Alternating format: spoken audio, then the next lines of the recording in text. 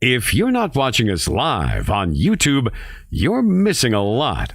Please subscribe to our YouTube channel and become a Night Dreamer.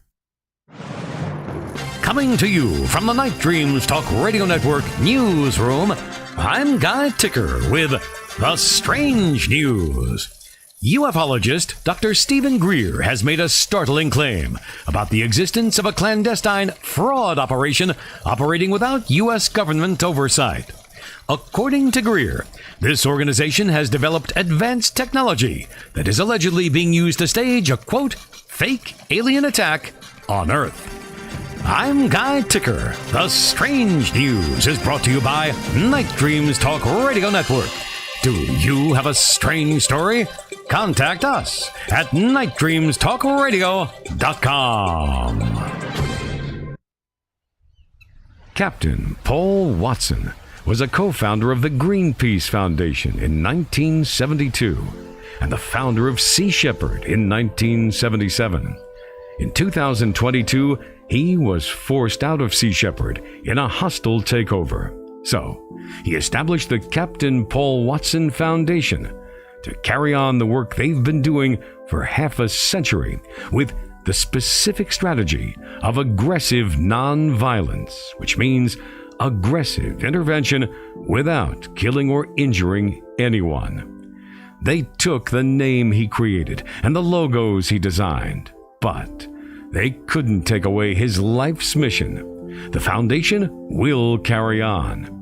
This summer, with their new ship, the John Paul DeJoria, they intend to intervene against the Icelandic slaughter of endangered fin whales.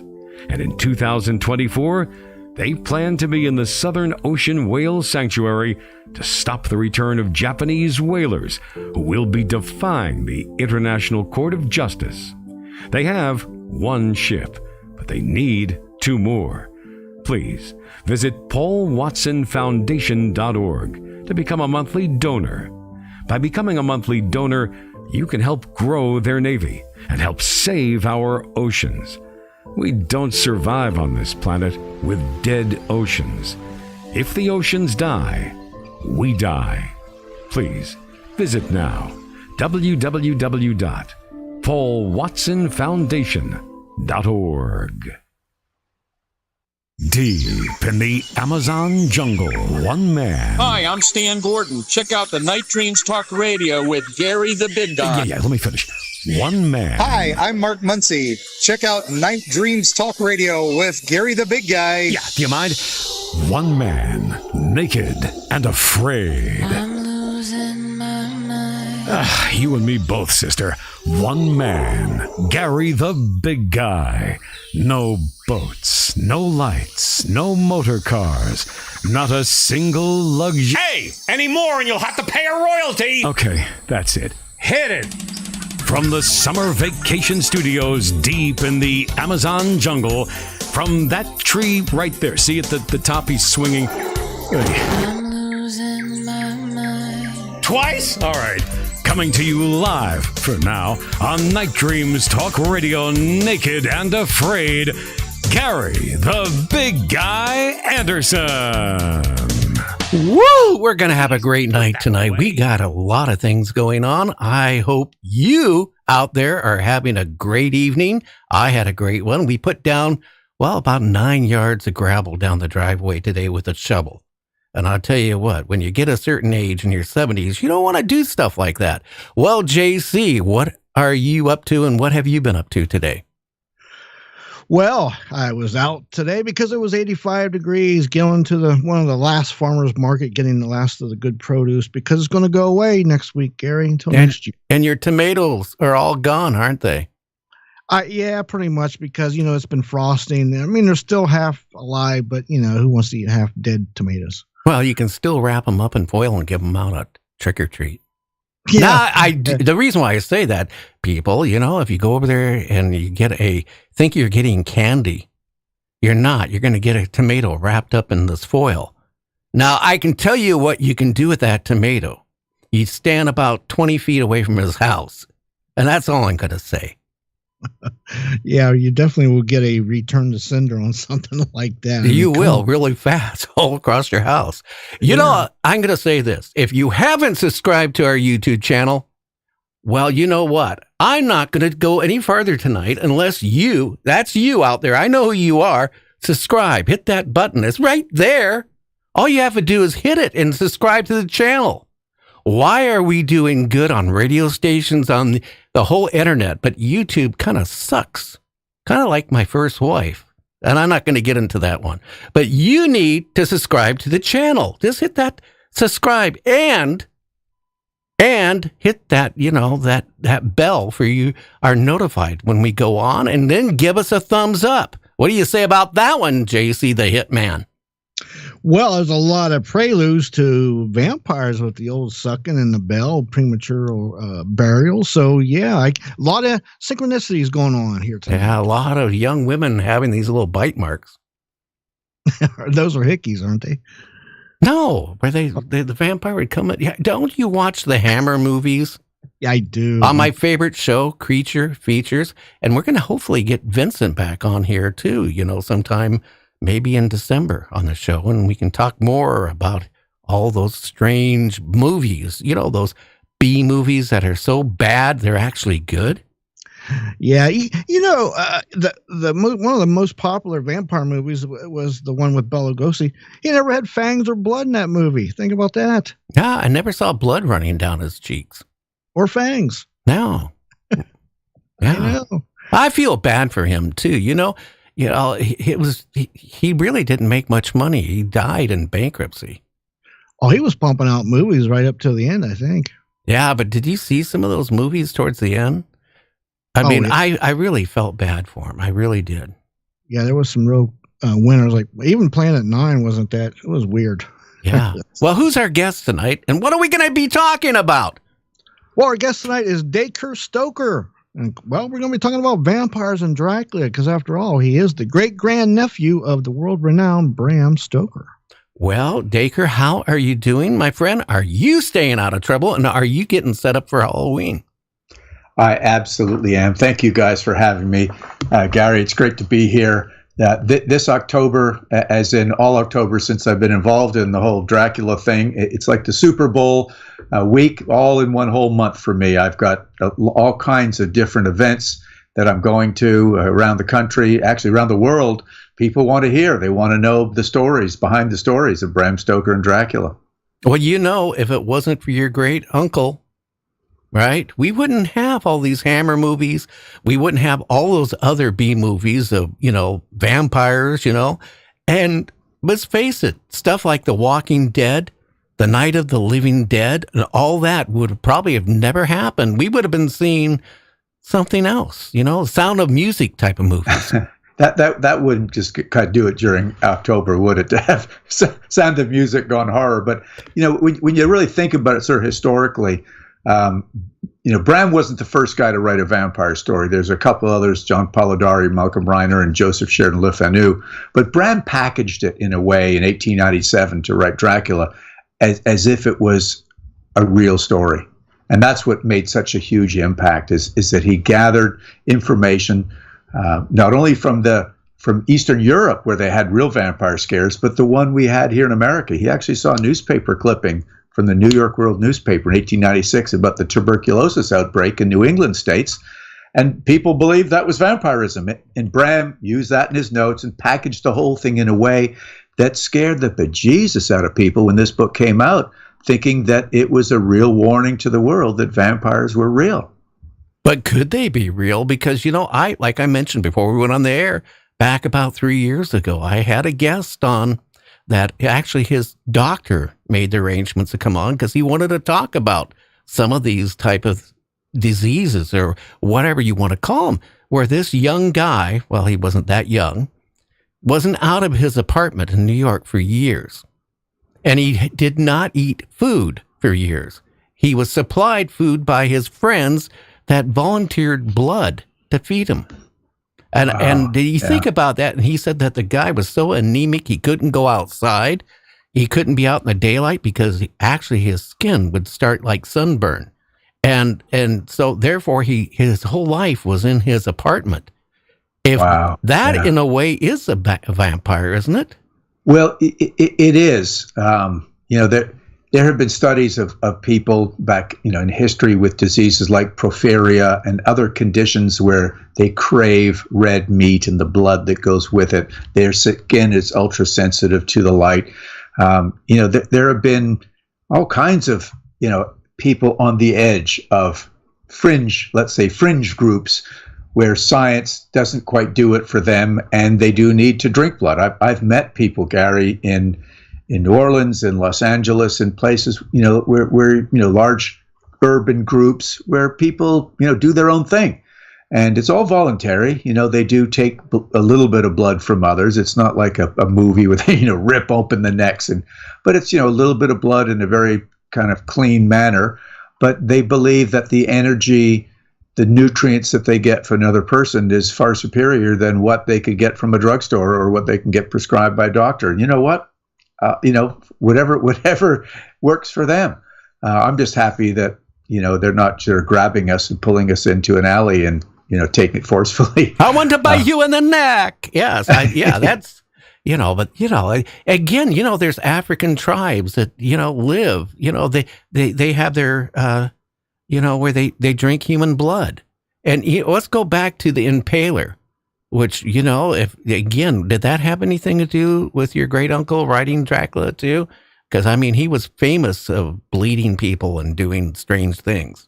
Well, that's a really great question, and luckily I found some of the research. I've been on this digging tour for about 15 years, finding Bram's notes, the books that he actually looked at. And you're talking about Vlad the Impaler, a prince of Wallachia, which is now a part of Romania, right next door to Transylvania. And Bram actually found two books, one in the London Library and one in the Whitby Library in Yorkshire, that mentioned this guy, Vlad Dracula, and Dracula meaning the devil. And it also, both books provided a backstory for him, his real history, that he was bloodthirsty, that he impaled not only his enemies, but people in his own country. He did horrific things to people to kind of exercise his power over them. But there's no real record of him actually drinking blood. The closest thing he did was putting his hands in a bowl of blood that came out of his enemies when they were impaled on the big sticks in the battlefield. So it's sort of like he's washing his hands of somebody. I wash my hands of you. I show my power.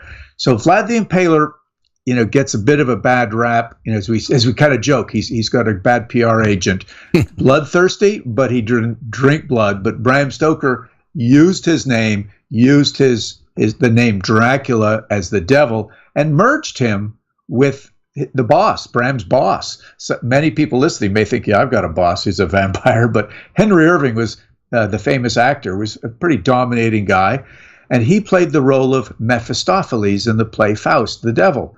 And this sort of shape-shifting ability to go from human to devil was, I think, another inspiration. And what Bram did so well was merge the real human that he knew, the Mephistopheles, the devil, with the historical Vlad Dracula that was called the devil, to make our iconic Count Dracula. So that's how that came to be. And the shape-shifting, and again, I don't know what your great uncle, talked about on shape-shifting, but the movies, there's always the bat. Yeah. These are creatures of the night, the vampires, right? This all goes back to Eastern European, not just Eastern European. I got to correct myself. When Bram did his research, he found over 13 countries around the world that had some kind of a superstition of vampire, a creature or the spirit of the creature coming out of the grave at nighttime and doing mysterious things. Sometimes it was just wreaking havoc around a town. Sometimes it was causing disease, animals dying, causing drought. Other times it was actually taking the life from the living. And Gary, what contributed to all that was the lack of understanding of germ theory. So in the sort of 14, 15, 1600s, people didn't understand that plague and cholera and these different diseases were how contagious they were. And so when a bunch of people died, put into the grave, and then more people were dying in the town, the logical thing for them at the time was, oh, the spirits of those people who have died are coming out and taking the life from the rest of us. So we better go into those graves, dig them up, and keep them in the grave for somehow. Sometimes they chopped their heads off. Sometimes they broke their legs. Sometimes they literally stuck a stake through their bodies, through their chest, to hold them in the ground. And lo and behold, this led to sometimes further misunderstanding, because as biological decomposition would cause the body to bloat, sometimes it would cause the red liquids to drip out of the mouth and the nose. It appeared to those people, somewhat ignorant, as I said, about decomposition, oh, look at this guy. He's all fat and the blood's dripping from his mouth. There's red around the shroud that he's buried in. He must have been chewing his way out. That's how his brother died or his sister died. So this proliferated this great sort of mystery of the vampire that was buried and coming out in some degree. And Bram capitalized on that. He read a bunch of books on it, and he made that come back to life. It was already in the minds of people all over the world. As I said, he just packaged it in a way that he connected it to a real live guy, Vlad the Impaler, and brought him to life in London and Transylvania. So it was mergers with real stories and his fictional account that just, again, made it a story that's kept going for 127 years, and people are still trying to figure out if it's real or not. And if they suspected you as being evil too, they would actually, when you die, or if they maybe tortured you before you died, I don't know what all they did, but I read where they'd actually too, like you mentioned, they would actually decapitate the person and bury their head in a different place. They wouldn't be united. Yeah, that was their way of thinking that's going to stop the guy from coming out of the grave and seeking revenge. They had so many strange superstitions, focused around the nighttime, because you did ask me about the bats, and I got off on a tangent there. I'll get back to that in a sec. But, these were cautionary tales, making sure people would behave properly. They would do the right thing, go to church, work hard, and if not, they were suspected vampire. And if they were suspected vampire, they would make sure at the death that they would do things to keep them in the grave. And we actually, I'm reading studies of people digging up bodies in different parts of the world and seeing all these deviant burials.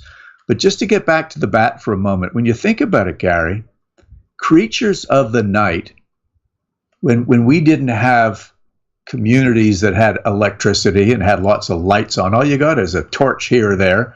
So the nighttime was long and it was scary. And what were the creatures that came out? Bats and rats and owls, these sort of wolves, scary creatures that we couldn't really predict their behavior, didn't quite understand. And we associated them with these evil things that would go on. If we couldn't explain it during the daytime, it had to be something at night that was going on. And that's where the bat came from. Now, one final little piece on the bat. In this newspaper article in New York that Bram read, he came over on his trip to the Lyceum Theater.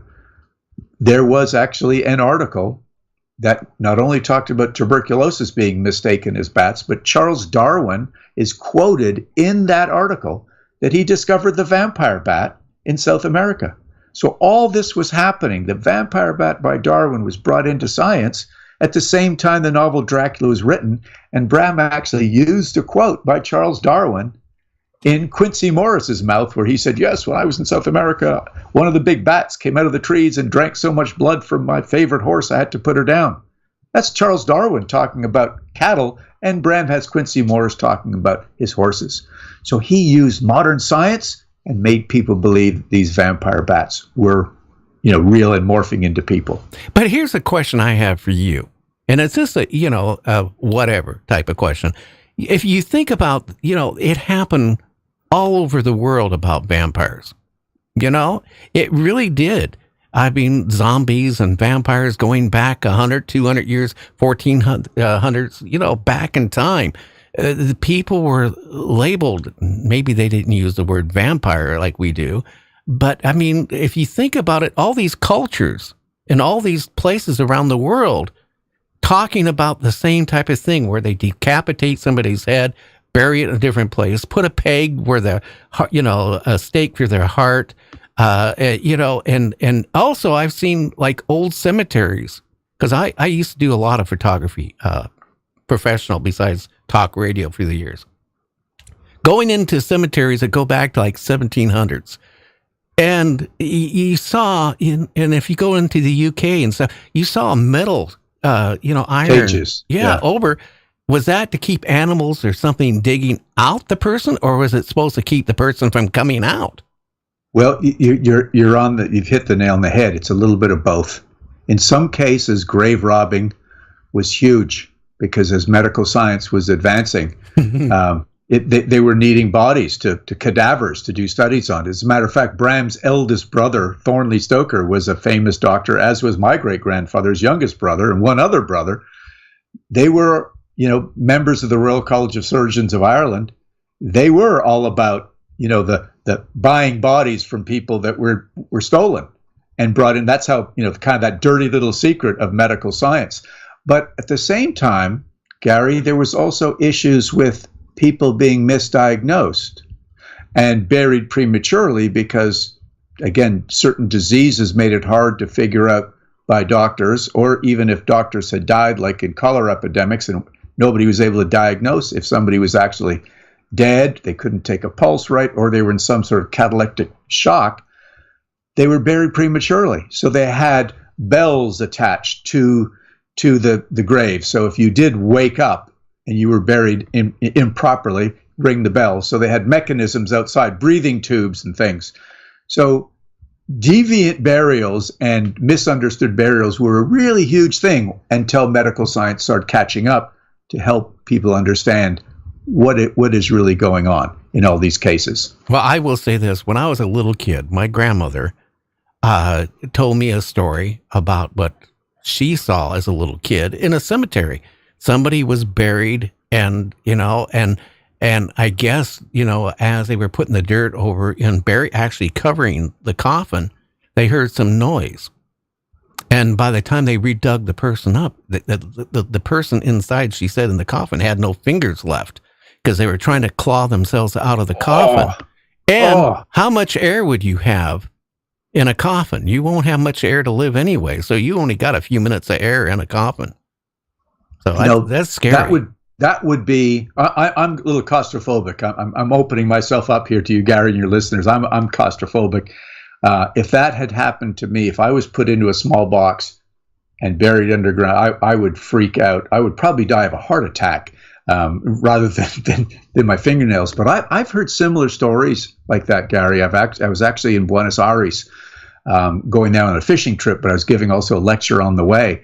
And one of the famous above ground graves that are there's something that I was brought to show me about a young child who was the daughter of a captain of a ship that had gone off, as they do, for a year or two. So she was just born, and within a year she got some illness, and they thought she was dead, and they put her into her little coffin, and they put her into this above the ground crypt. And the father apparently had this horrible nightmare, and he wrote in his ship's log, big nightmare, something about my daughter. And 6 months he comes back and he says, I got to go to the cemetery, and they find scratch marks on the inside of the coffin. And they realize that coincided with the time that the captain wrote his horrible dream, that his daughter was buried prematurely, the little baby, and tried to scratch her way out. That is really scary when you think about it and all that stuff. But again, I mean, you think about it, how many people were buried alive? And again, how many people did they actually bury alive that they figured maybe were, kind of like evil? Yeah, that they don't want them to come back. Maybe they've got to take them out of their misery real soon. I think back in those days, that's maybe where staking got quite popular, to make sure they would keep that suspected vampire, Strigoi, Nosferatu, Orlok, any of these names, from different cultures, keep them in the ground so they won't take the life from the living. Again, wasn't your great uncle worried about dying and being buried alive? Well, yeah. Here's the story. I'm glad you asked that, because it is kind of gruesome, and it's a good nighttime story. But as a young boy, he was ill for the first 7 years of his life, some sort of mysterious illness. And I've done my research, even though nobody in the family, and he does have a couple of great grandsons still alive, they really don't know what his illness was. But it was bad enough to keep him incapacitated in some way, kind of stuck in the house. Bram said in one thing he wrote, "I never knew what it was like to stand upright for the first 7 years of my life, but then I recovered and got very strong and became a champion athlete and the biggest member of my family," which he was, 6'2" and big, strong athlete. But during those years of being very sick, he, to keep him entertained and educated, his mother and his nanny told him stories of Irish folklore, mythology. And I know one of the stories that he was told for sure, because when Bram was older, he asked his mother to type up the story and send it to him so he could use it for the basis of the first book that he wrote, which was horror stories for children. And it was about this cholera epidemic in Sligo, Western Ireland. And his mom experienced it when she was 12 years old. And she went through this cholera epidemic, and she witnessed her neighbor being misdiagnosed as being dead and buried prematurely, and the husband coming back to get the wife and being told she's in the big pit with all the other bodies at the end of town. He goes to pay his respects and see this red scarf that was wrapped around her, and he helped her out of the grave, and she crawled out. She didn't have the cholera at all. And she crawled out of all the dead bodies, emerged from the pile of the dead to live. She never had the cholera. So Bram Stoker suffered nightmares from that experience. Okay, we need to take a break. Absolutely. Dacre. So when we come back, we'll talk about this and a little bit more, because I'm more, really interested in, how he grew up and all this stuff. So stay tuned. We'll be right back. You're listening to Night Dreams Talk Radio.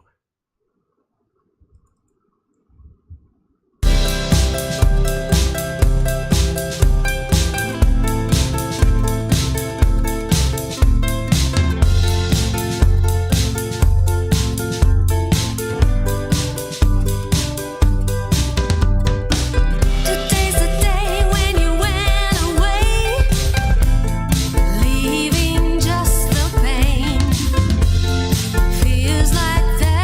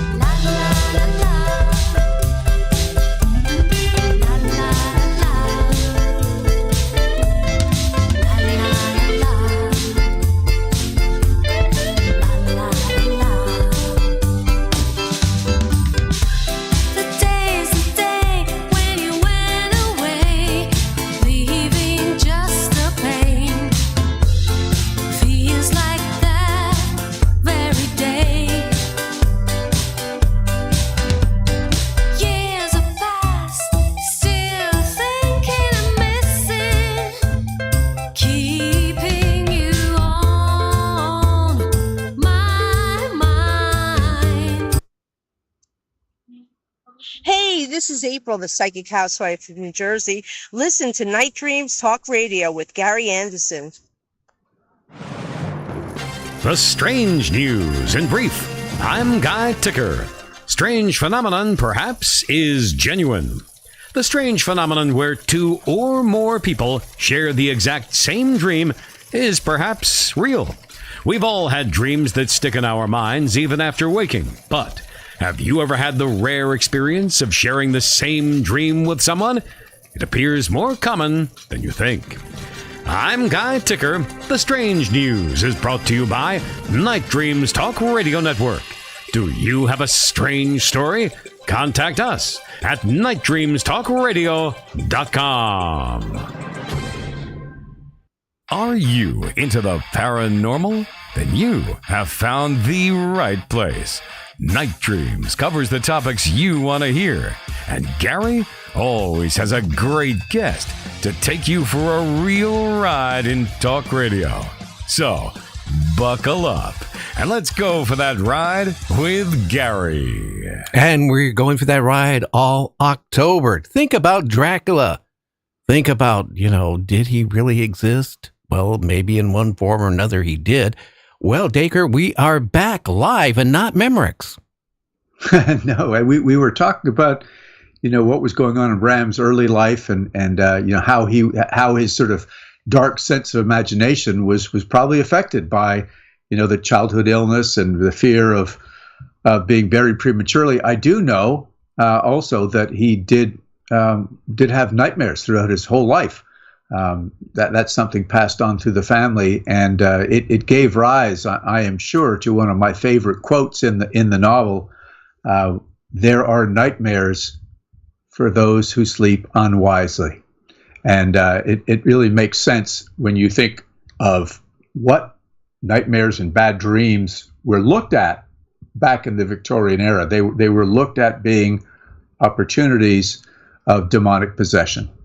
So if somebody was having a nightmare or bad dreams, he was asleep and unable to sort of ward off the badness of the devil. And that's why they usually had a crucifix near the bed to help protect them when they're sleeping. And that happened to Jonathan Harker often in the novel, as it happened to Lucy, who was kind of tricked into sleepwalking. So this whole idea of bad night dreams, bad dreams, all this was this thing that Bram capitalized on as demonic possession.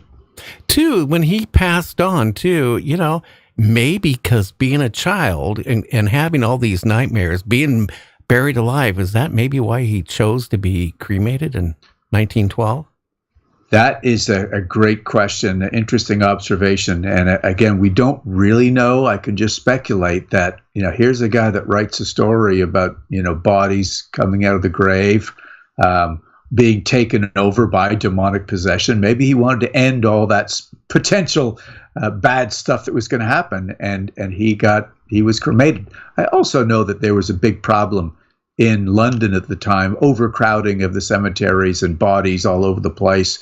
And they had to actually build special, just outside of the city limits, these graveyards and so on. And it was the beginning of crematorium. So he was a kind of a cutting edge guy. So I think it's a combination, really, Gary, of he wanted to make sure that his soul rested peacefully. Funnily enough, when his son died many years later, his ashes were mixed in with his father. But Florence Stoker, the wife, when she died, she chose to have her ashes sprinkled over the rose garden at Golders Green Crematorium. And maybe she didn't want to be confined. I mean, maybe she's like me and a little claustrophobic and doesn't want to be stuck in an urn. But it is actually one of the most popular urns that is visited in Golders Green Crematorium in London, which is that of Bram Stoker.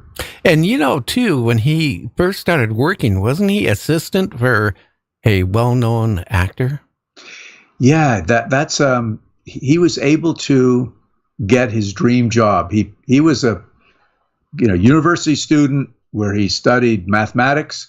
He was a great athlete. He was the head of the Philosophical Society, Historical Society, but he was also working in Dublin Castle as a clerk in the Petty Sessions Legal Department, which is really confining for a young man who was just getting into writing. He was also a founding member of the Dublin Painting and Sketching Club. So he had this great artistic side of him, dramatic side, that was being squashed back. And he wrote theatrical reviews for the same newspaper that Joseph Sheridan Le Fanu, the guy that wrote Carmilla, was the editor of. And one of those reviews resulted in Bram meeting the famous Henry Irving, who came to Dublin and playing in Hamlet. And Irving said, "I'd like to meet this man that wrote such a nice review of me." And so he and Bram stayed up all night chatting about the future of the theater and all sorts of great plans they had. And within a year, he got the job offer to leave Dublin, leave this kind of boring job at Dublin Castle. And the two of them ran the Lyceum Theatre for the next 27 years. Bram's master's in mathematics helped balance the books. They came to America 8 times, and Henry Irving became the first actor ever knighted for contributions to theater. Bram Stoker got a lot of credit for that. Very interesting, because a lot of people don't know that. Also, he loved Scotland, didn't he? He did. He was always looking for someplace to go in a summer holiday. You know, that was the one time he didn't get involved in his really overbearing boss and his all-encompassing job. And he went to a town called Cruden Bay, which is north of Aberdeen. And this is where he actually, it was what we writers call a writer's retreat. He'd walk on the beach, he'd get his ideas. He wrote Dracula there, he wrote Lair of the White Worm, he wrote Mystery of the Sea. And what's also interesting, Gary, that was in this town was Slains Castle. It was actually a functioning castle while he was there, and the Earl of Errol owned it and ran it and invited Bram to visit. And as I've been in that castle myself on my explorations, the entrance to the castle and the way into the interior room that guests were met is exactly the same floor plan as Bram described Jonathan Harker in his fictional Castle Dracula. Well, don't forget, all these B movies, right? Well, Count Dracula, I'm going to bite you in the neck, right? They all base that they are counts and they have these castles. Yeah. Have you ever seen one that didn't have a castle in a movie? Oh, then it wouldn't qualify as Gothic. You know, it's got to have the damsel in distress, or many of them. It's got to have the castle, high mountain castles. It's got to be great peril. So he recognized the castle. Now, the other castle that's part of this story, I'm not sure if you or any of your listeners have ever been to Transylvania, but Bran Castle is what is known around the world as Dracula's Castle. It is the biggest tourist attraction in Romania, and it's really cool and very old and wonderful. Bram never went there, but he did see 2 pictures of it, and those pictures in the book's sketches that he found in the London Library helped him describe the exterior of his fictional Castle Dracula. So once again, like merging characters together, he merged these different castles together to make his fictional Castle Dracula. And don't forget, in all the movies, the going to the castle, right? You had to go through that evil forest, the dead forest, the evil forest. Yeah. It's always a horrifying drive, and Bram did this. I don't know again if he invented it, but the drive by Jonathan Harker from Bystrica up into the Carpathian Mountains through the Borgo Pass. Gary, I've been there, and I've walked that area, and I've actually been to the mountain that he chose for his fictional Castle Dracula. And I was there with my son and some friends as we were looking for these map coordinates that he left to see where this place was. Thunder, lightning. Luckily, we didn't run into wolves or bears, but it was pretty bloody scary. I'm telling you. Or werewolves. Yeah. Did you get goosebumps when you were walking down that path? I honestly did. I had this very foreboding feeling. First of all, I know enough that when you're up in the mountains and there's distant thunder and lightning, you are a little risky. But we didn't have much choice. We had to go there. We had to go check it out. But we also had to seek refuge in a high mountain weather station and let the storm pass before we tried to come back down again. Wow, that to be able to do that, I bet that made you connect with your great uncle. It did. I mean, just looking at the notes that he wrote, I was able to look at the notes he wrote and the map coordinates that he copied down. I was able to look at the very same map that he used And then 100 and some odd years later, I'm taking that to go there with my son and some eager friends with a guide that has a GPS unit that he plugged in the coordinates. It was an incredible feeling to say that, as a Stoker, I've come back, and we actually had permission from the national park. We've erected a plaque on top of this mountain saying this is the home of Bram Stoker's fictional castle. And it really, to this day, even when I talk about it, Gary, it gives little, back of my neck, kind of the hairs stand up a bit. So it would. And how old was your son at that time?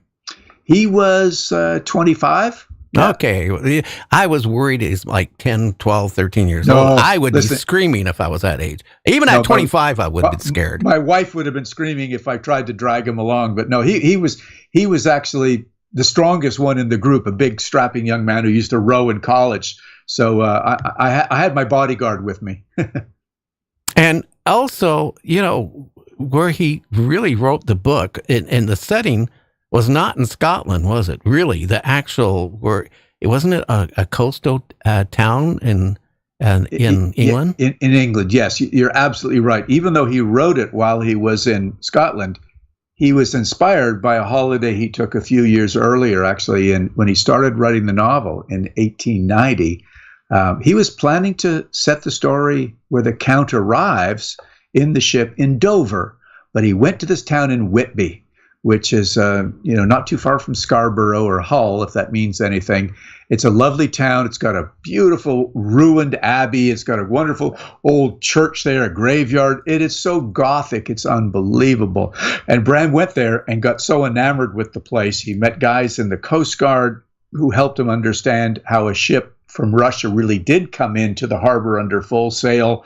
And Bram simply, again, merged little ideas and made that the arrival of the Count and the Demeter. But one thing, Dacre, that ship it came in, that Russian ship, the whole crew was dead, wasn't it?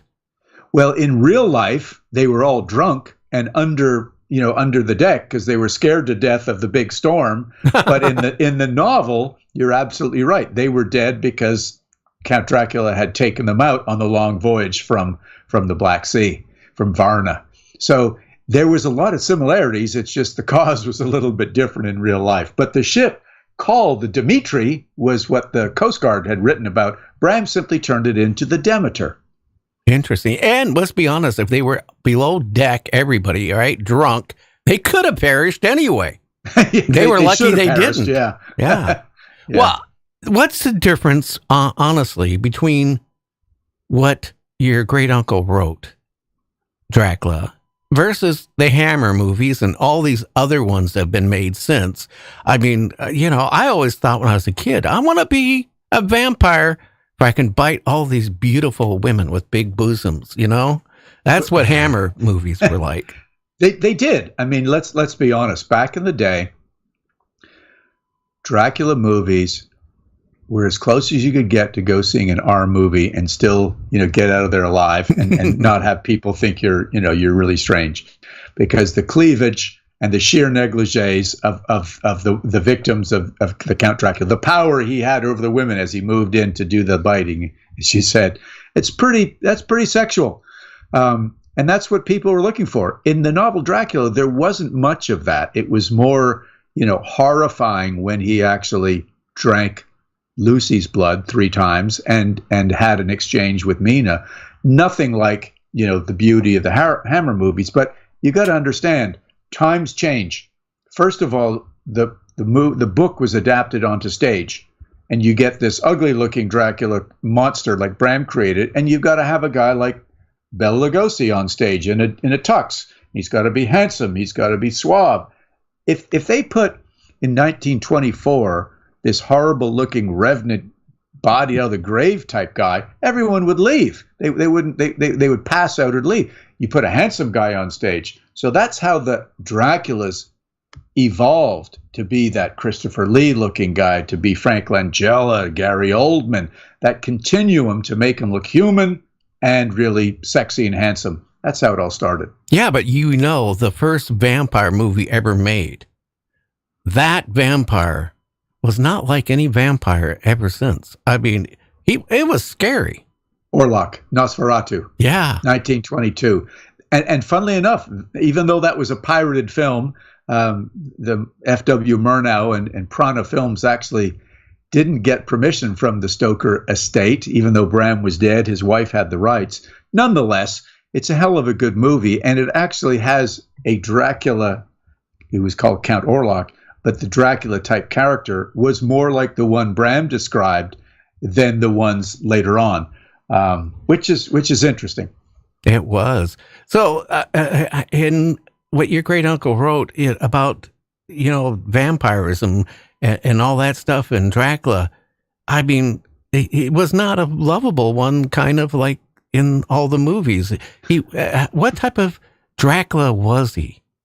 I mean, was he friendly? Could he go out in the day, or could he have to only go out at night? Well, that's, again, super question, because these tropes that Bram created were taken from different folklores and so on. One of them was a book by Emily Gerard, who wrote all about Transylvanian superstitions. But Bram's Dracula was not unparticularly friendly or unfriendly. He could lose his temper when he had to, but he was very direct, very Eastern European to Harker. This is what I need to do. I need to get this. I need to get the ships organized, need the crates on here and all this. So he was very unemotional, but he could go out at daylight. He didn't burn in daylight, but he didn't have his powers at daylight.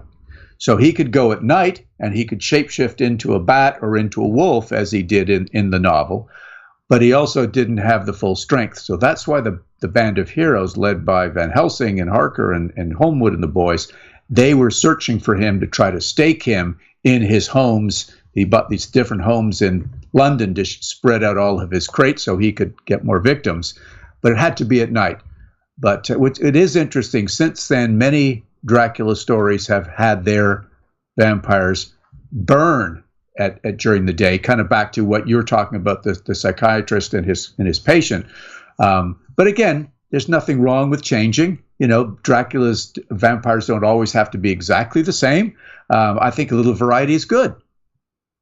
Well, yeah. I mean, that's just like anything. Making movies, you have to change things and keep changing them to keep, making money.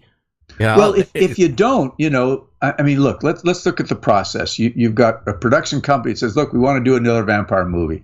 And he pulls in screenwriters, pulls in directors. Hey, guys, we got to do something a little bit different. We can't do exactly the same as the last successful one. We got to do something a little different. So it morphs just a little bit, and then a little bit more, a little bit more. That's how Twilight came around. These are teenagers, high school, sparkly vampires that sparkle during the day. Immensely popular to a big crowd. The purists, the Dracula fans, didn't think much of those Twilight vampires. I thought it was great. That's great. They merged also the vampires and the werewolves, as did the Underworld series, had vampires versus these werewolves. So it's all about finding something original and creative that you could use to keep the story relevant. And by the way, hint, because I'm in Washington State, and the second radio station I ever worked at was in Forks, Washington, and that's where they made that, that show. Oh, Forks. Absolutely. Forks, Washington. Yeah. Yeah. That's what it's famous for now. Not lumber. It's because of the werewolves and the vampires. Yeah. Well, you've got Forks. England has Whitby in the same way. Again, here we are, Halloween coming up and all this stuff about vampires. Again, you kind of ruined my whole thought about vampires. I always thought if they went out in the sunlight or they pulled the curtain or opened the door, they would burst into flames. Some of them do. That's how many of the Hammer films ended that way. And again, that's fine. It's just not, everything doesn't have to revolve around Bram Stoker. He just packaged his Dracula a certain way that was very appealing. But the movies have evolved. And I kind of like the idea, to be honest, that if there is sunlight, which is the sign of goodness, right, hope and daytime, that's going to protect us.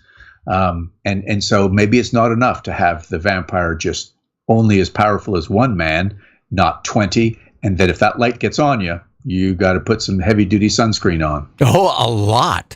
And here's the thing too, that, let's face it, the books, the movies wouldn't be that good if the vampires could walk around in daylight and I want to bite you in the neck. But, that has a lot. I will tell you, the worst Dracula movie ever made was the Black Dracula.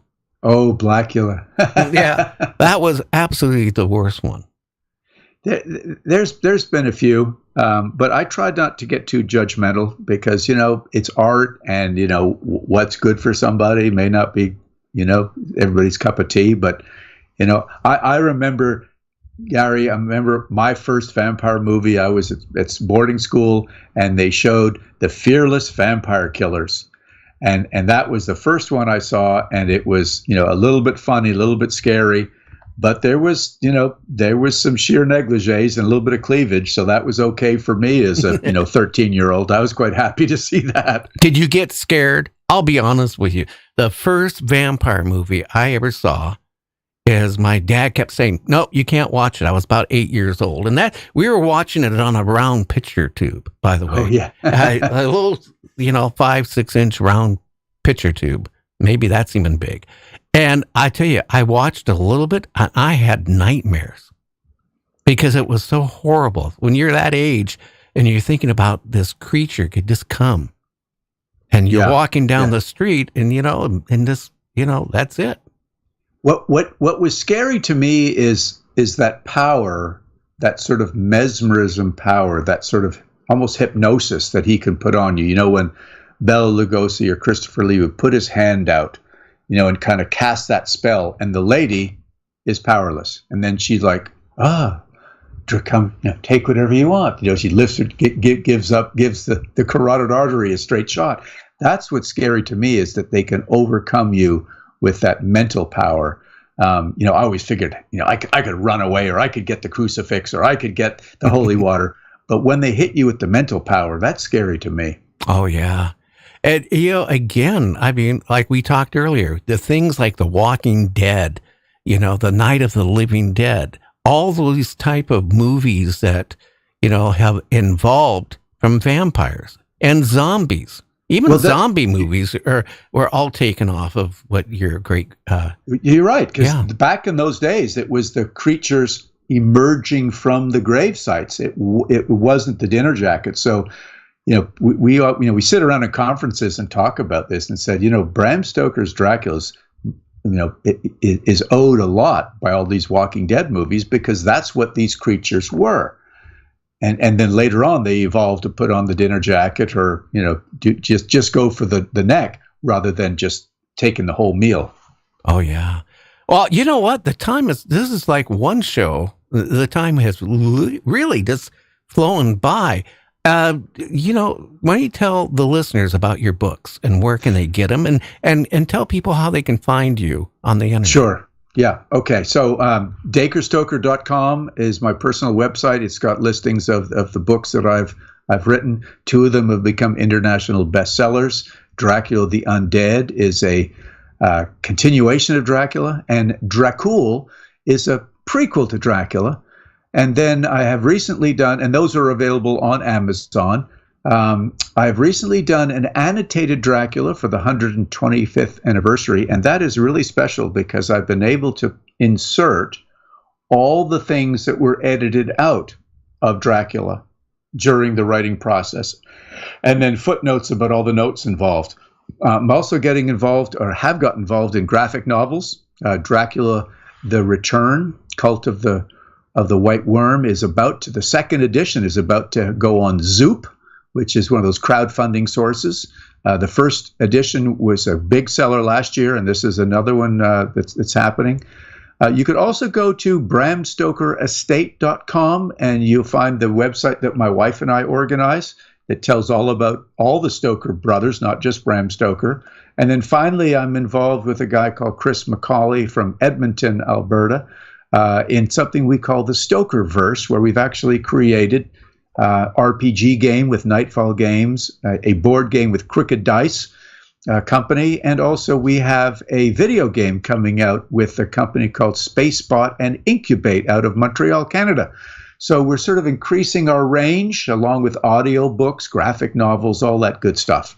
So that's where you can find out things about me, and most everything either on those websites or at Amazon you can get our products. Well, it sounds like you got a lot of things on your plate. I got to ask you a question. What do you do for decorations for Halloween?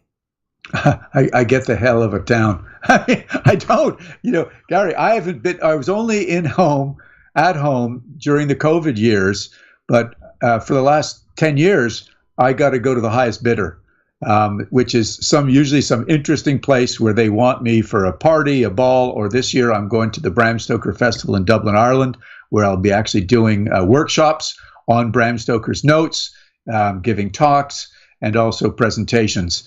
So I'm sorry to disappoint you. It's not like the Addams Family or the Munsters where I live in South Carolina. Just don't have time for it. When I am here, I will, I don't dress up as Dracula. I do dress up as Bram Stoker and hand out candies to kids. Okay. Well, and you don't go up to him, I'm going to bite you in the neck. No, that's just a little too corny. I try to be the creator, not the creation of Bram Stoker. Now, does your wife ever say in a romantic moment, bite me in the neck right there? Well, let's not go there, Gary. Okay. There's some things that are personal now. Okay? I I know. Well, my friend, I really enjoyed having you on. And you have a great, great Halloween, will you? Thank you. And a safe Halloween season to all of your listeners, yourself included. And thanks for having me on the show. Okay, my friend. You take care. Take care. Well, JC, you had a computer problem, didn't you? You crashed. I restarted a couple times, and then I restarted a couple times. Then it wouldn't recognize my camera and all kind of snafus, but it's worked out. Yeah, well, you're back. That's an important thing. Could you imagine all these movies? If it wasn't for this one book, we wouldn't have all these movies. We wouldn't have these TV shows that everybody, and we wouldn't have these zombies in Africa, like, well, we're going to bury this person. They're going to come back to life, and now they're a zombie, which, all this stuff ties into like vampires. Listen, there's tons of it. If you want to see how many, just go to like Tubi or something. And there's so many vampire shows and movies, but I love those ones from the 60s and 70s. I think they're great. Yeah, because the cleavage and the nightgowns, right? You got to get over it. You got to get over that. But, if you think about it, if you really think about why worldwide, why did they separate, like we talked at the beginning of the show? Something could maybe be real about this. You know that. Oh yeah, definitely. And the Mercy Brown, the American vampire. I've actually been to that place, the grave and stuff. But what happens? They dig up the grave and they're still growing hair and nails, but really they're shrinking. It was a big myth. Yeah, and the blood is naturally what's in their stomach and their body coming out. Because, they didn't embalm people back then and drain them of their blood. That's what a vampire... I watched a B movie back a few years ago. It was so bad. The vampire was a mortician. I see that. And then he was drinking blood instead of draining the blood, right? How they do it. He was drinking the blood and putting it in bottles. I don't know if you ever saw that movie. It was really bad. I did see that movie. I can't think of the name of it, but yeah, it wasn't one of the better ones. I even like those Count Yorgas. I think those are good too. Yeah. What, I take it you like Hammer and all Christopher Lee and all those, with, I'm going to go look for the vampire. I got my stakes. I got somebody with me. You shoot him with a gun. Oh no, a gun isn't going to kill him. You got to do it in the heart, or you got to get him out in the bright sunlight. Okay, as a vampire at 4:00 in the morning is trying to kill you, right? They got the super strength where they can just pick you up, even me, and throw me across the room or the castle floor, right? They were that strong. But somehow they would have these big fights, and then the guy would, pull open the curtains or open the door, the shutters or whatever, the light would come in. And the zombies screaming as he's shrinking and burning up. Gary. To ashes. True story, man. That Salem's Lot from the 70s. I was just, I don't know, young teenager, not even a teenager yet. And watched that. And it just happened to coincide with garbage day. We lived in the middle of nowhere in a long lane. My mom says, after the movie, you got to take the garbage out. Not me. when that vampire, they put that cross up to it, and he took that cross and just crushed it. Oh my God. I was like, now we got no defense to him. I got to take the garbage out at midnight. It was anxiety, Gary. I remember the one where they put a cross on the vampire's forehead, and it just like burned in the cross, Oh, yeah. Several of them women in the Hammer got that treatment. Yeah. Some of those women, I'm not even going to go in there. I tell you, the Hammer movies, really started getting raunchy at a certain point. I have to be honest with you. Oh, the ones with Ingrid Pitt, my goodness. Yeah, they went above. They lost some of their clothes, I think. Yeah, well, they did. It got to be more of a sex thing. You have to understand, back in the 60s, late 60s, the sexual thing was kind of coming out, and it went kind of bizarre. So, when you watched, any of these vampire movies or werewolf movies or any of those type of occult movies, right? They always threw in probably more sex in the movie than, the other. Oh, yeah. But then it even worth more. But hell, there was a movie, I think 1981, had David Bowie and Susan Sarandon in it, and Catherine Deneuve. They were vampires. But it was a different kind. They didn't have fangs. They had like this thing they would poke your vein with. Yeah, but you think about this, though, like I was saying, why, if you go into all these different countries, like Romania, okay, all these Eastern Bloc countries, right? And even African countries, why did they have the same thing? And we touched base on it. Why, when a person they thought was evil or whatever they thought they were, okay, a shapeshifter or whatever, because I don't think they called him Dracula or vampires then, whatever they wanted to call him. Bloodsuckers, maybe. I don't know. But they did weird things to their bodies, like, again, taking their heads off, removing, taking basically disassembling the body and burying them even in different places and hiding it.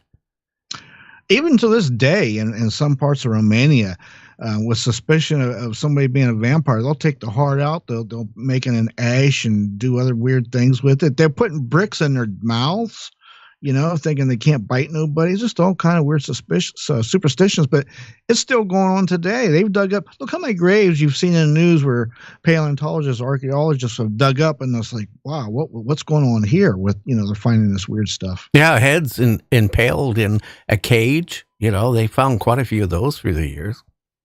Oh, right. There's, what do they call it? Synchronism or I forget what they call it. But yeah, there's all kinds of superstition and lores that go through history. Listen, there's always some kind of truth and some kind of lore. So it kind of makes you think. Belly Lugosa, didn't we have a relative of him on our show? I thought at one time we talked about it. I can't remember. I'm getting old. But, if you really think about it, he was the gentleman vampire. Yeah, you know what it was? We had Mark Dalwaziak on, who is big into the movies. He was a beat reporter and stuff. But what that show was, he talked about a story where Bella's mirror, which was very haunted, got sold.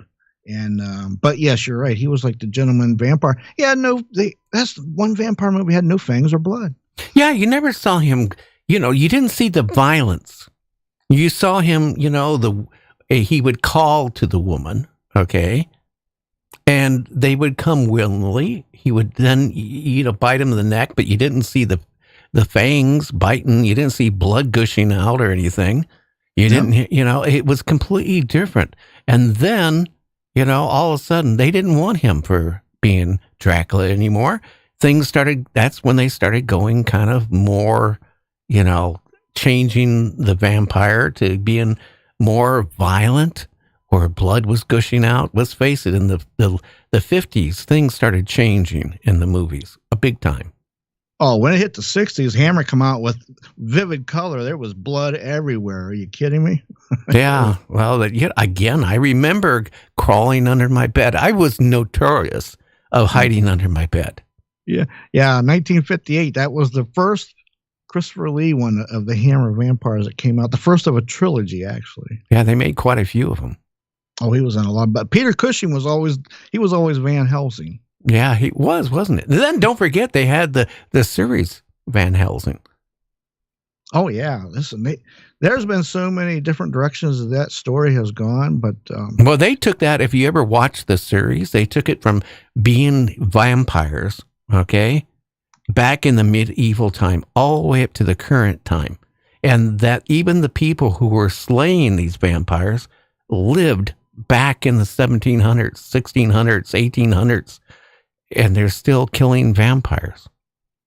Yeah, it's funny you mention that because Lee and Cushing, they made a movie in '72. It was pretty much just what you said. Their relatives were, well, the real vampire was still there, but Van Helsing's relatives killed him back then. But they came back to life, because somebody had just powdered blood and brought him back with a ritual in '72. Yeah, So, that's what I hate to say it. I don't like the graphic stuff in movies nowadays. I don't know how you guys out there listening to the show is. It's got to the point, with the artificial AI, they can make things look real. Like when they're shooting a gun now, they don't have to spend the money for blanks. It's all digitalized. Blood, if you ever watch The Walking Dead and they're chopping off the heads and doing all this stuff, you see this blood flying. It's all AI, digital.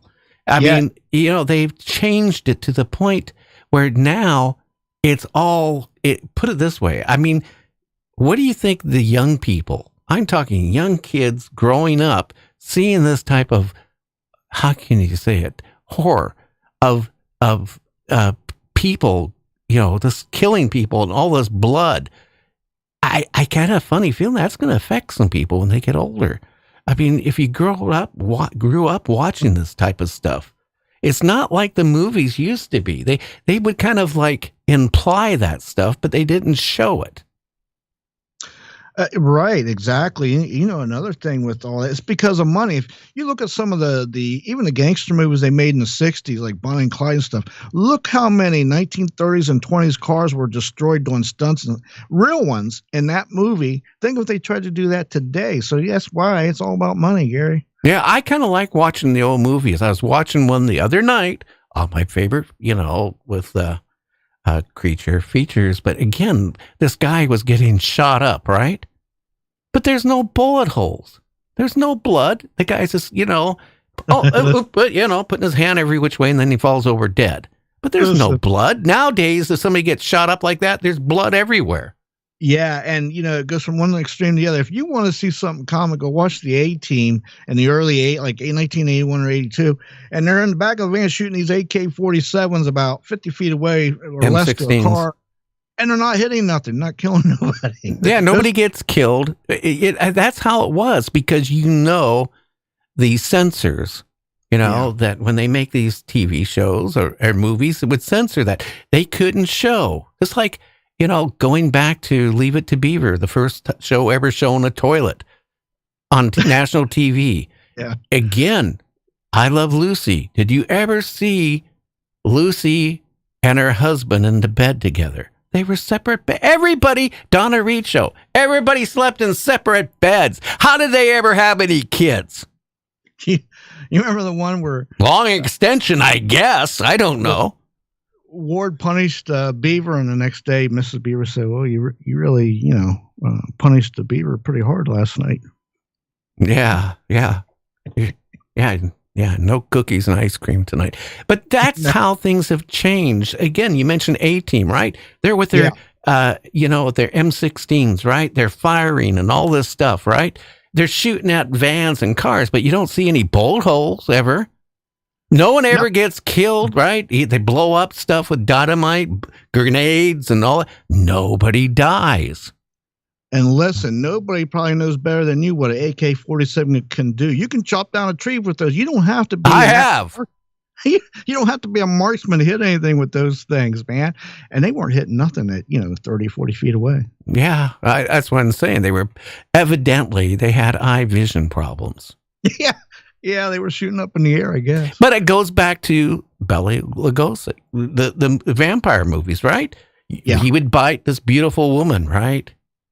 Never any blood on his tuxedo white shirt. Never. Nothing ever running down his chin.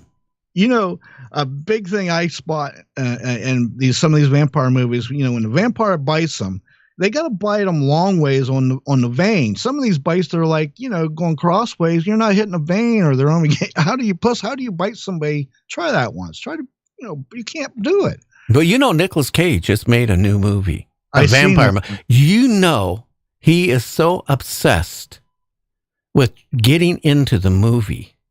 He went and had his teeth all cut down to have these artificial vampire teeth cemented in on his original teeth. In other words, he took his whole mouth, right? And they just whacked his teeth down to be fitted with these fangs. Isn't that kind of strange? Listen, he's a strange dude. Yeah, but maybe he's a vampire after all. Yeah, he really gave Renfield a time for his money. That was the name of the movie. Yeah, could you imagine that? I mean, doesn't he realize once his teeth is ground down like that, and they take the fangs off and they cap his teeth, or the first time he bites an apple, some teeth are gonna go clunk. It's gone. So, something's going. I'm sure there's going to be some follow-up maintenance with that.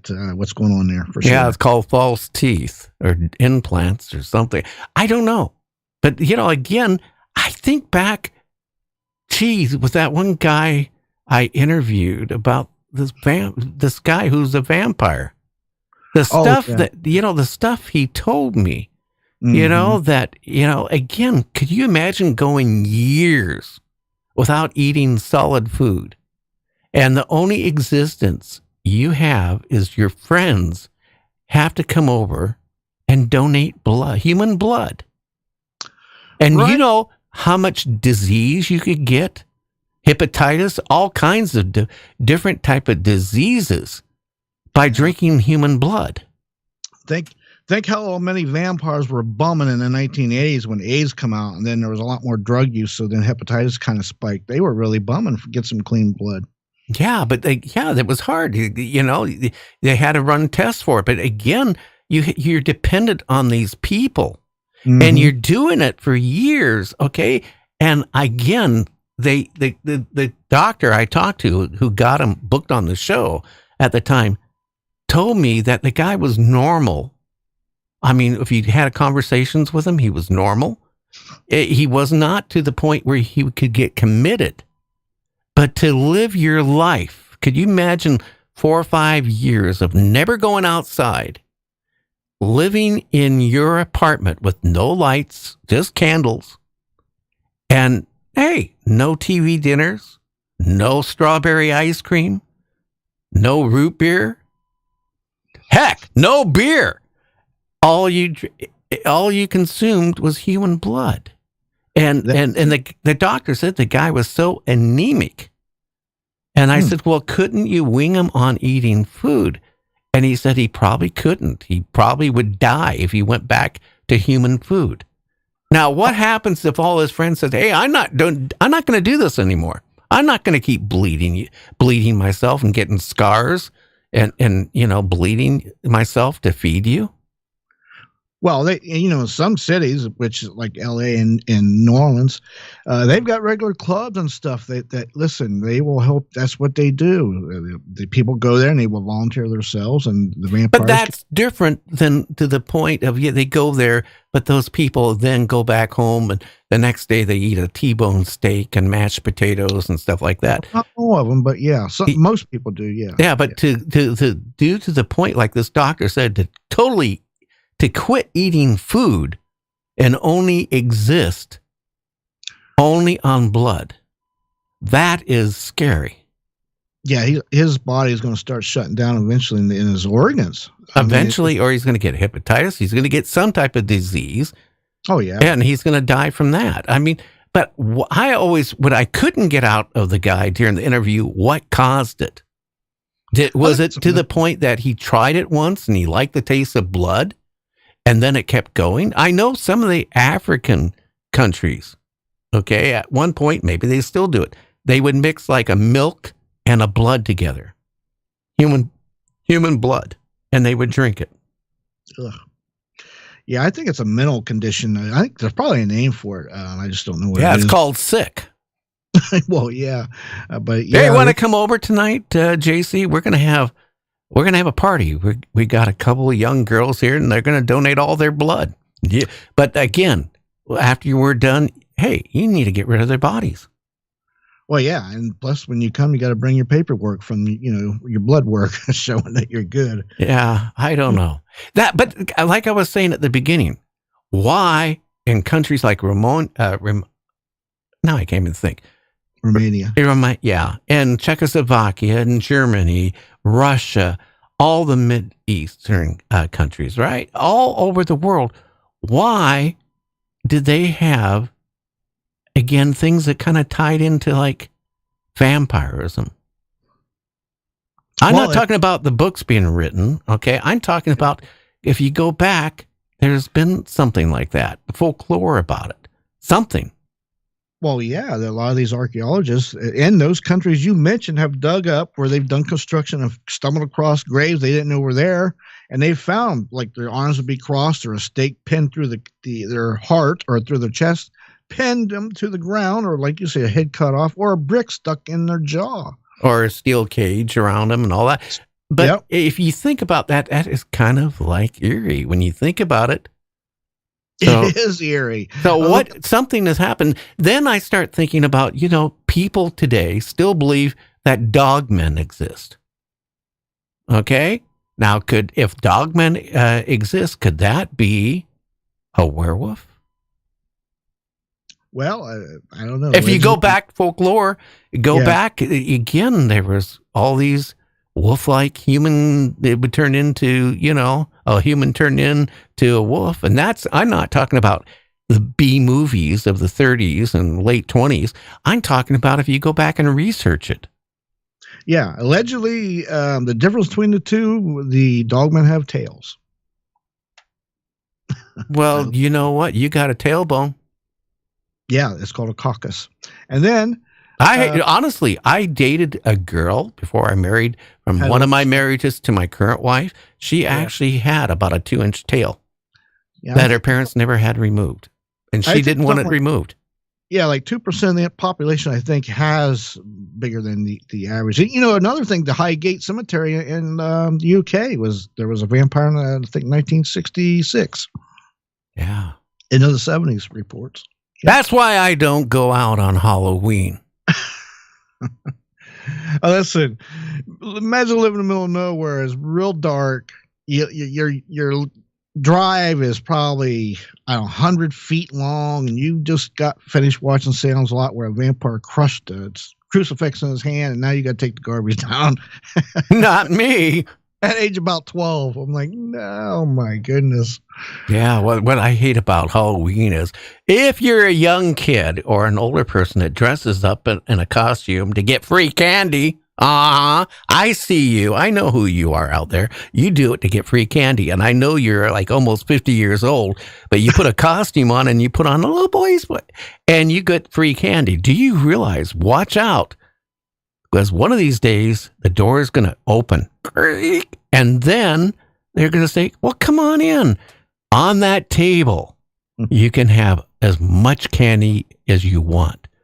And naturally, you're greedy for the candy because it's free. So you walk in, clunk, clunk, clunk, and the door goes squeak, slam. And they go, then that's it. You're gone. Yeah, and just as a rule of thumb, if you're in the middle of nowhere and you knock and somebody opens the door and even if it's an old couple, nice lady, and they say, "Hey, won't you come on in for some victuals?" Well, you need to turn and run, man. Victuals. You're the first person to use that word since I was in Kentucky. Well, that's what victual. Yeah, come on in for some victuals. Yeah, victuals. Well, okay. What is my? We got some ham hocks and we have some harmony grits. It's kind of like that phrase, "to serve man." You are the victual. Yeah, it could be. Yeah. But again, if you think about Halloween, that is a special night, isn't it? Where all the strangeness happens.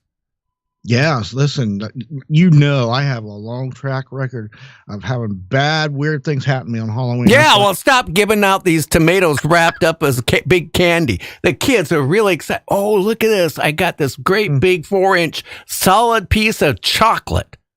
So they just can't go more than about 10 feet from your house And they open it up and they're going to take this big bite in the dark of this chocolate, and it's a tomato. And I told you last year and the year before, you know what? Paint your house red and then you won't notice what they do afterwards. Yeah, because that is a red flag right there. Don't do it. Don't give out stuff like that. No. You know, at one point in my life, I actually was giving kids $1. $1. This is the point, back years ago, there was a point where people were putting razor blades in the candy and putting drugs in the candy. And I remember that. And I remember somebody up in the Tacoma area died from eating some, tainted candy that was given out on Halloween. And how do you trace the person down back 20 years ago? I mean, when it happened, they couldn't. And that's the point. I don't think, I know kids look forward for Halloween. But I tell you what, I don't care how old your kid is. Parents, you need to check over the candy. And don't eat it like my parents used to do. That's how they check it. Well, yeah. Oh, this is my favorite. Can I have it? Yeah. Oh, this is my favorite. Can I have it? And then you wonder what happened. I had a pillowcase full of candy. Now I only got like a fourth of a pillowcase. The rest of the family members took it. But you need to check it over and look and make sure it's not tampered. Yeah, for sure. You never know. It's the big thing. I remember when I was growing up was apples. Everybody get apples. Those had razor blades in them. My parents would say, "You got to be careful with eating that." But apples, that's long. To me, apples, when I was young, that was like getting a tomato, to be honest with you. Yeah, I remember I would get caramel apples when I was a kid, and I wouldn't eat it. I just mean plain apples, not even caramel, just plain ones. Yeah, I can, when I was out trick-or-treating, me and my friends, we had some of these firecrackers, the bigger ones, right? And we decided, you know what we're going to do? We're going to be bad little boys, right? We're like 13 years old. And we blew up a couple mailboxes. And, as soon as we got home, a few minutes later, right, there was a knock on the door. Yeah, I'm the Seattle police. Where was your son at about 45 minutes ago? Yeah. Well, I can tell you where he's at now. He's hiding underneath the bed. Yeah, with a blanket, too. Yeah, that too. So anyway, we had a great show tonight. Who's our guest tomorrow? And what are we going to be talking about coming live from New York? Hey, listen, our guest tomorrow is Mark D'Antonio. He is big in astrology. He's got a lot of background in that. He's going to be talking to us about some updates. What's going on with asteroids? What's going on with Hubble, James Webb? What's the difference of them? Just all kind of fun, exciting stuff with what's going on in space, Gary. Oh, yeah. So we're going to be talking about that. And then Friday, we have a former KGB Russian spy. So we got a lot of questions to ask him. Oh, yes, Mr. Jack Barsky. Listen, he spied for the Russians against us. So he lived a life. There was some hairy things. He don't know how he got out before. Can you imagine? We're talking 60s, 70s, 80s. There was some. I wonder if he knew Putin. I don't know. It's good. Might be something you might want to ask him. You never know. Never know. Yeah. Hey, guess what, though? Next Wednesday, Walter Koenig is coming back on the show. Yeah, Star Trek. Yeah, that's going to be really good. It is going to be good. And then, after him, Andrew Bashalgo is coming back on, the time-traveling lawyer. Yes, and who knows where he's been time-traveling to since the last time he's been on. Well, everybody, I want to thank you so much for being a listener. Again, make sure you please hit the thumbs up. That's very important. Because, unless you want to hear commercials like I put on the other night, we need your help. We do. We get paid by all the different apps we're on, like Apple, iHeart, TuneIn, Spotify, Speaker, and a whole bunch of ones I can't even pronounce because they're all over the world. Radio stations, they don't pay us nothing to carry our show. Nothing, nada. And we get a little money from YouTube. And that's important because if you don't subscribe, we don't get any money. It's very expensive to put the show on. We are also, like I said, getting streamed out now out of New York. But again, we're not getting any money for it.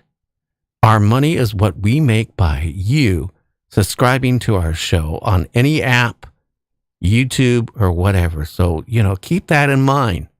And again, you might think about, being a member on YouTube. There's some perks. It's like under $5 a month. It helps keep the show going on YouTube.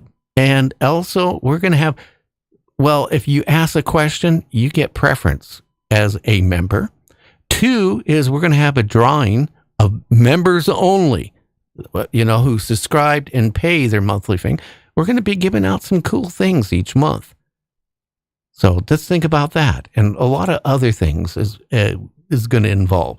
Well, everybody have a good one. We will catch you on the other side of the cemetery tomorrow. Everybody have a good one.